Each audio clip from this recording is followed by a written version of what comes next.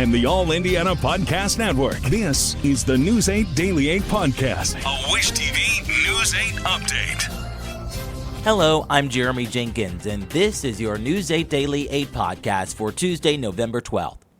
My dad works in B2B marketing. He came by my school for career day and said he was a big ROAS man. Then he told everyone how much he loved calculating his return on ad spend. My friends still laugh at me to this day.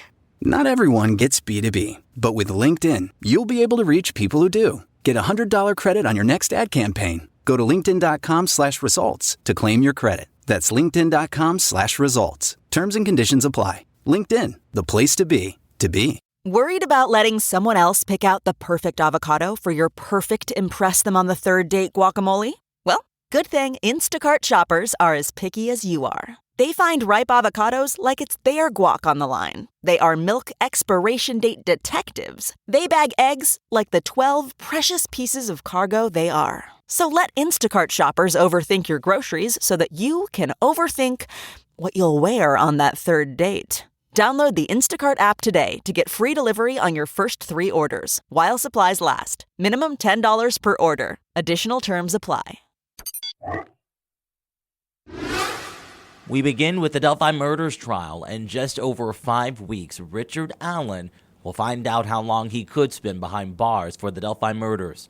Yesterday, the jury found Allen guilty of killing Abby Williams and Libby German almost 8 years after the girls were found dead. That verdict came after 19 hours of deliberation stretched across 4 days. News 8's Kyla Russell reports. I was about 6 feet from Richard Allen as that verdict came down. He showed little to no reaction, but his family certainly did. I watched as his wife and his mom cried as each count read out guilty. It came as a surprise to them, but certainly not to some. Not surprised at all based on the mountain of evidence we heard against Richard Allen. That evidence led the jury of 12 to find Richard Allen guilty of killing Abby Williams and Libby German near the Monon High Bridge on February 13th, 2017. As each count was read, followed by a resounding guilty, the families of Abby and Libby sighed, holding hands. Libby German's grandmother and Abby Williams' mom embraced.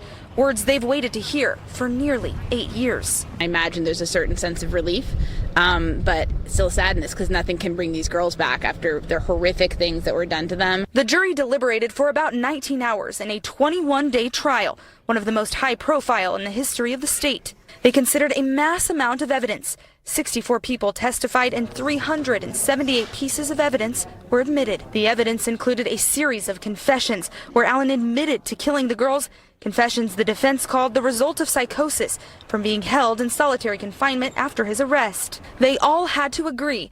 The judge asked each one of them if they agreed to a guilty verdict. Each one said yes. Sitting in that courtroom and listening to the prosecution methodically stack the bits of evidence against Richard Allen one by one until the stack became so very high it just seemed insurmountable.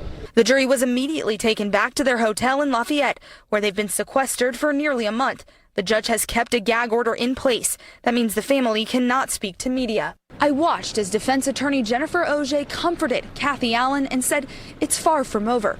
Richard Allen will be sentenced December 20th at 9 a.m. Reporting here in Delphi, I'm Kyla Russell for Wish TV. WishTV.com or follow us on Facebook for updates. As the verdict came down, reactions poured out from a community of people who have followed each and every moment of this trial. I-Teammates Cody Fisher reports. It is very calm outside of the courthouse compared to just a couple of hours ago when this entire sidewalk was filled with people anxiously awaiting the verdict. That was the scene outside the courthouse as Wish TV reporter Kyla Russell told the crowd that the jury found Richard Allen guilty. With the verdict sinking in, people who live in Delphi tell us they're relieved. I just had a positive feeling that God was going to guide them in what direction they needed to go in. Because God was in this courtroom this morning with that jury. They couldn't make a harder decision. Not everyone outside the courthouse wanted this verdict. Despite that, we did not see any arguments over how things panned out. Now, the people of Delphi just want peace and healing. I could hope for nothing more than to see this town come back to one again. I think they protected this county, and now this county needs to heal. The next stage of the healing process will begin on December 20th, when Richard Allen will be back here in court for his sentencing hearing. Reporting in Delphi, I'm Cody Fisher for Wish TV, wishtv.com, and remember, follow us on Facebook for updates. When it comes to what's next, we checked in with attorney Mario Masalamani, a member of Wish TV's political team. He says Allen's confession was a crucial factor in the jury's decision, but the defense is likely already laying the groundwork to challenge it. I think there were a couple things that made the jury come to its final conclusion. The most damning would be the confession. And there were multiple confessions by Richard Allen. And, you know, it's very difficult to listen to somebody confessing to a crime and not take that for face value. Of course, I expect an appeal. And, you know, the defense from day one was setting this up for an appeal. Some of the motions that they filed, some of the objections that they made, you could clearly tell that they were hoping to get a not guilty verdict. But in reality, what they were really trying to do was make sure that there was a clean record and a clear record for the Court of Appeals. So that way Richard Allen's appellate attorneys could file a proper motion and making sure that the record was clean. Richard Allen's sentencing is set for December 20th. He faces up to 130 years in prison. Let's talk sports now. The Butler Bulldogs men's basketball team is back on track after shaking off an early season loss. And the Stars were out at Hinkle Fieldhouse last night with big names like Caitlin Clark and Tyrese Halliburton in the crowd as Butler took on Western Michigan. It was a close game heading into halftime, but a powerful second-half dunk from Brazilian star Augusto Cassia helped the Bulldogs secure an 85-65 win. Butler will take on SMU this Friday at home. Last night, Coach Matt Painter and the Purdue men's basketball team were back at home, hosting Yale at Mackey Arena. Braden Smith was the star of the game, scoring a team-high 22 points, including a key first-half jumper. Purdue won 92-84, remaining unbeaten on the season. They'll face a big test at home this Friday against Alabama. And back to more news. A local wellness organization is shining a light on the health challenges that Black mothers face when it comes to accessing quality health care. The group is sharing new research and shedding light on these important issues. News 8's Brittany Noble reports. They really want to address the deep systemic issues surrounding Black maternal health. The CDC has research out, and they say that the maternal mortality rate for Black women is significantly higher than rates for white and Hispanic women. New research will be shared from Setting a New Standard of Care, the state of Black maternal wellness in Marion County. This report highlights the barriers that Black mothers face in assessing quality care. The Just Community founder and executive director, Dr. Nicole Carey, joins us today. I know it's bright and early, but you certainly have a mission on your heart to help the people here in Marion County. Tell me what you hope to get accomplished tomorrow. Well, thank you for being here. Tomorrow is really about opening a conversation around action. I think sometimes we hear these statistics.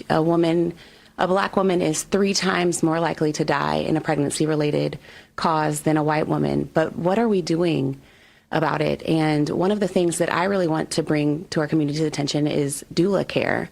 It was something that was transformative for me, and I know that can be very transformative for Black women across the city. And so this is a free event that everyone can come out to tomorrow afternoon. You will have some panelists that will be speaking. What's your hope tomorrow? Well, again, hoping to just rile up some community support for something that is so near and dear to my heart and so many women. Doulas are trained professionals that nurture, that support, that can advocate for us. So I know we're going to have legislators that are going to talk about policy that we could bring to this legislative session to bring more funding to this important cause. We're also going to talk about how in workplaces, professionals can take care of pregnant women in a different way and really support this cause that is an urgent healthcare crisis in our city. Well, if you want to get more information about this event happening at the AMP tomorrow afternoon, go to our website, wishtv.com. I'm Brittany Noble for Wish TV, wishtv.com, or follow us on Facebook for updates. Let's talk weather now. The seasonable temps are back. Storm Track 8 says you can expect some sunny and much cooler conditions today. Meteorologist Tara Hastings has your News 8 Daily 8 forecast. We're going to be seasonable today, where we should be for this time of year, both in the morning and in the afternoon. But overall, I mean, I don't see any big signs that, hey, winter's here, right? You know? I'm okay with that, honestly. I don't know. Slowly work our way into that, right? Yeah, we've got temps in the 30s this morning. Let's take you out the door right now. We have a little bit of cloud cover as well. We had daybreak officially at 7:27, so just a couple of minutes ago. And we are seeing a deck of clouds moving in across parts of central Indiana, including the northeastern half of the state right now. 38 degrees in Indianapolis, northeast winds at 8 miles per hour. That is creating a wind chill, or feels like temperature at this hour, right around the freezing mark. Other area temperatures are into the 30s as well. We're at 37 in Lafayette, 39 in Bloomington, and 34 degrees in Columbus. Where we do have those temperatures into the 40s right now, we have some cloud cover around, so it's kind of acting as a blanket, kind of keeping us a little bit warmer in the northeastern part of the state for you this morning.